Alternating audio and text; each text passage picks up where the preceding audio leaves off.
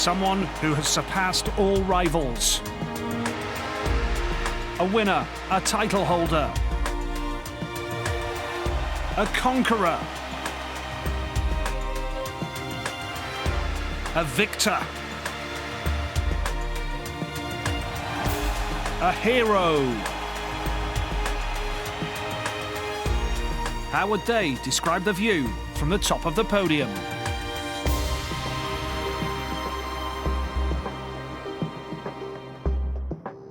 Greg, 14 years between World Championships, man. How did you do that?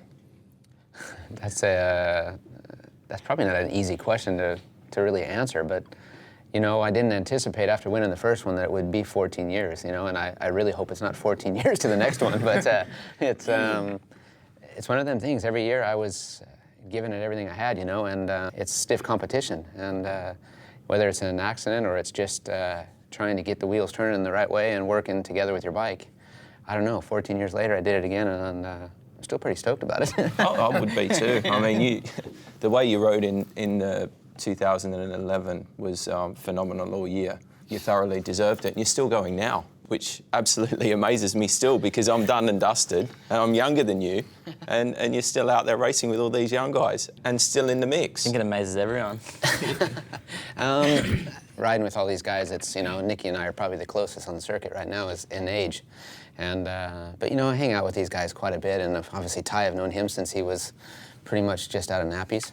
But these guys keep me young too. And it's fun. You gotta hang with them, and you learn from them as much as hopefully they learn from you too. So yeah, I don't know. I love it, man. It still burns inside, and if I'm gonna get sideways, I want to win. Yeah, absolutely. Yeah, it's cool. The driving force, isn't it? And Nicki, 2 World Championships in a row, 2007, 2008. In those 2 years, you were pretty dominant. You haven't quite been able to get back there yet, but you're still pushing hard.